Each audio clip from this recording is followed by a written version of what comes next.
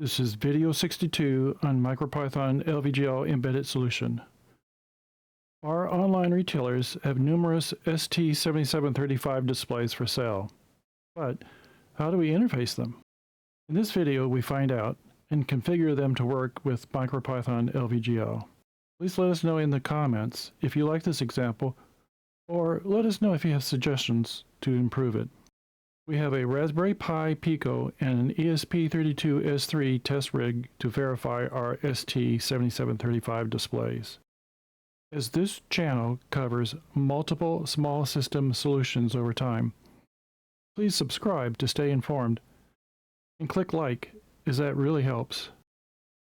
Our goal is to research ST7735 technology to understand the variants and learn a simple way to support them with the MicroPython LVGL code. We will demonstrate our test programs on 3 displays.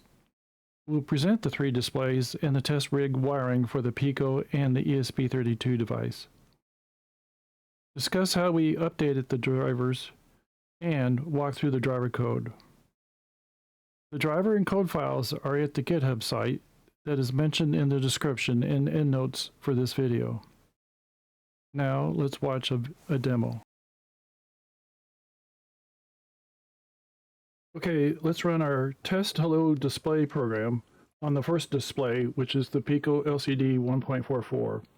It's a tiny display that's 128 by 128. Let's click the run icon on Sony.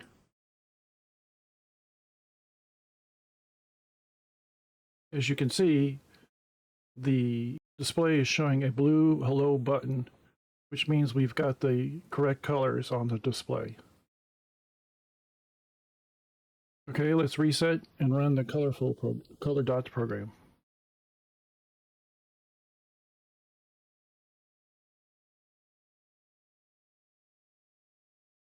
All right, those are nice dots, very colorful.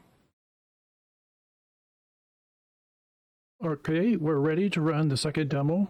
The second demo will use the WEAC 1.8-inch ST7735 display, which is 128 by 160. Let's click the green icon.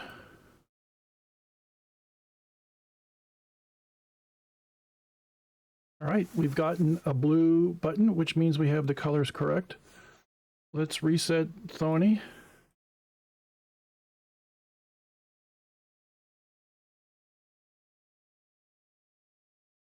And now we'll run the color dots program.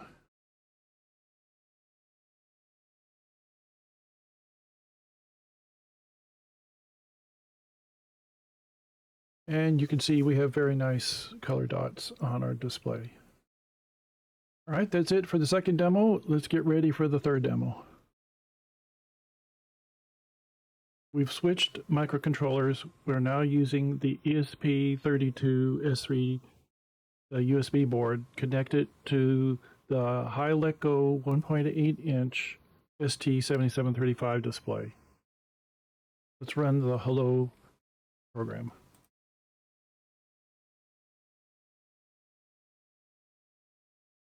Click the green icon. All right, we're getting the nice blue button that says hello. Let's reset the Sony. And now we'll run the color dots program.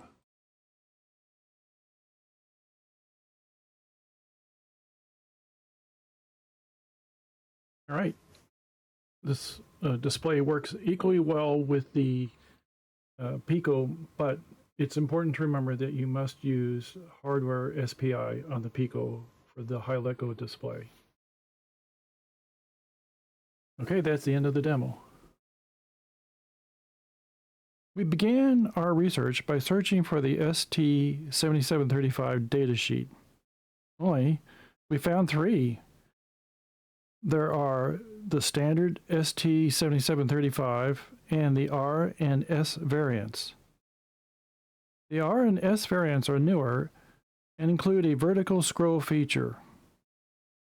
The R and S variants look identical except they have different initialization codes. Configuring them wrongly could cause color differences or damage to the display. As this was at least 15 years ago, manufacturers could assemble displays differently. Invariably, this led to confusion, so retailers distinguished a model by placing a clear protective sheet with a colored tab, hence the model names you see on this slide. Over time, other models were created. Meanwhile, microcontroller users, especially Arduino libraries, continued to use the model names.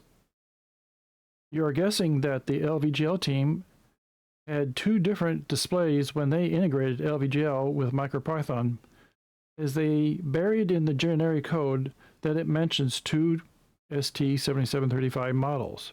However, the team did establish a way to add more models to the driver, and we will look at that soon. Today, how do we know the model of the display? Well, unfortunately, an internet search was not very forthcoming. Online ads do not mention the model, but some manufacturers continue to place a colored tab on the display. For me, the only way to really know is to test them. For this effort, we purchased multiple ST7735 displays from two online retailers. Here are three examples. The displays all state ST7735, but have different pixel resolutions and, of course, no touchscreen. There are other differences besides the price, like the inclusion of hardware buttons, mounting holes, and the connector. Despite the lack of a tab in the sales folder, all of the displays arrived with a colored tab. Some of their PCBs had marks with I2C pin names, but they are really SPI. A Raspberry Pi Pico USB board plugs into the header of the Pico LCD 1.44 display. This slide shows the names and pinouts we used for the Pico test rig. This is not our standard wiring because the WaveShare Pico LCD 1.44 display was pre-wired. So we wired the second display, which is the WIAC 1.8-inch ST7735 display, the same way. By the way, the WaveShare builder used pin 12 for the reset function. This means we could not use the hardware SPI. No worries though. MicroPython allows us to configure using soft SPI instead. Soft SPI allows us to pick any pins.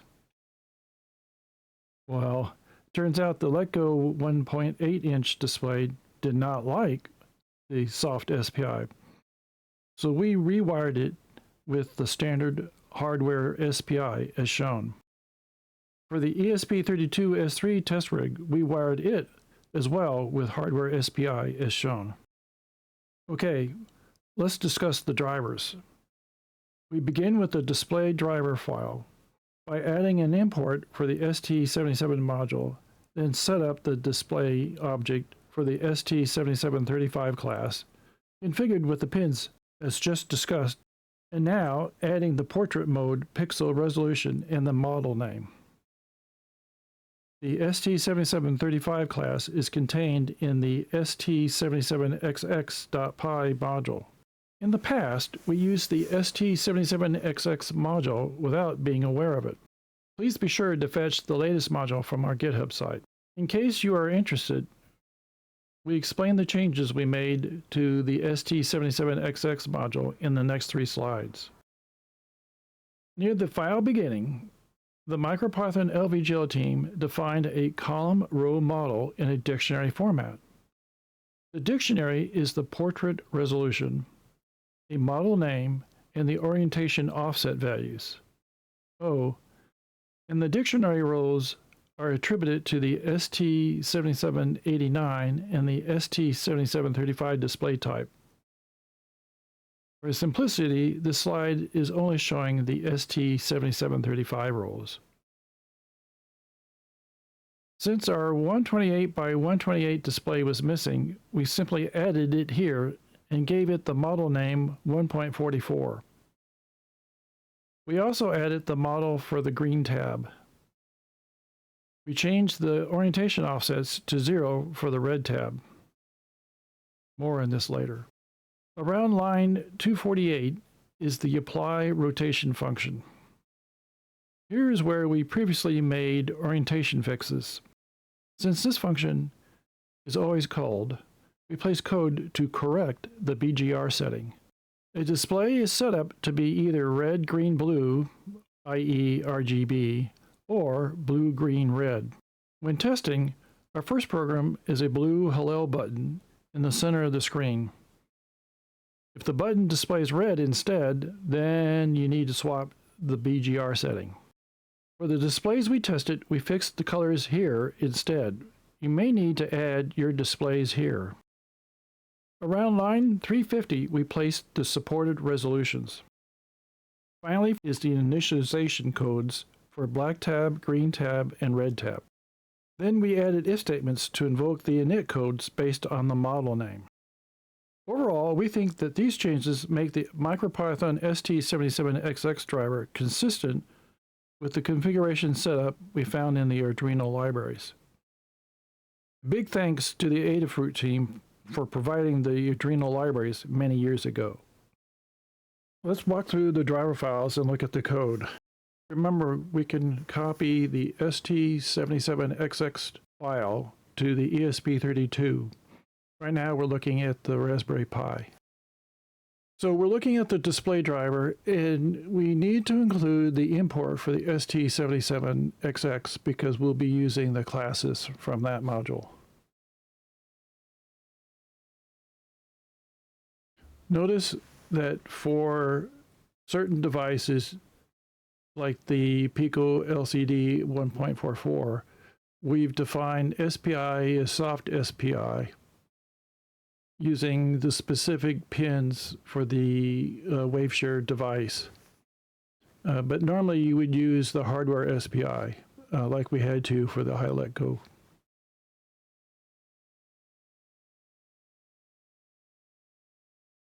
Now you'll notice that instead of the single ILI9341 display, that we have a multitude of displays defined.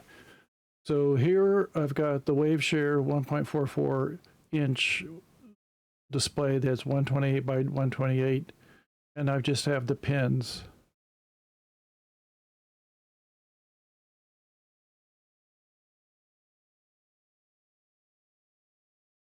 And notice that it's defined with a resolution of 128 by 128, a model 1.44, and all the BGRs are either false or not included.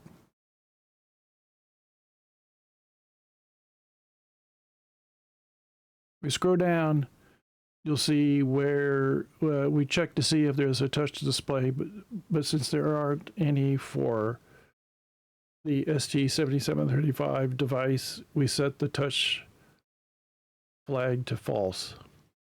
And that's it for the display driver. Now let's look at the ST7735 module. So we've made 3 changes here. Around about line 150, you'll see that column row model that we talked about. And here we've added the 1.44 device.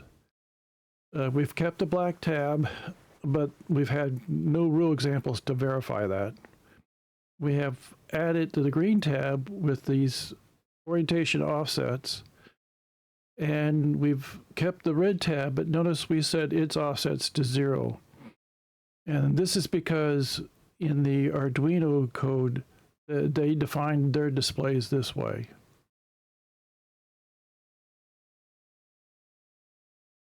Now, down around line 250, 260, we have the apply rotation. And we have a single change here where we've updated the BGR for the 1.44 by setting its value to 8.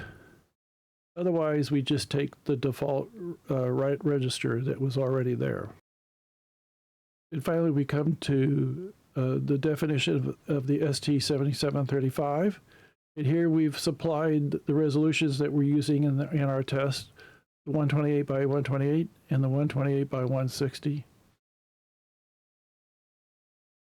And finally, we have the initialization codes. So we have a code for red tab, green tab, which is almost a copy of red tab, and black tab, which they call blue version for some reason.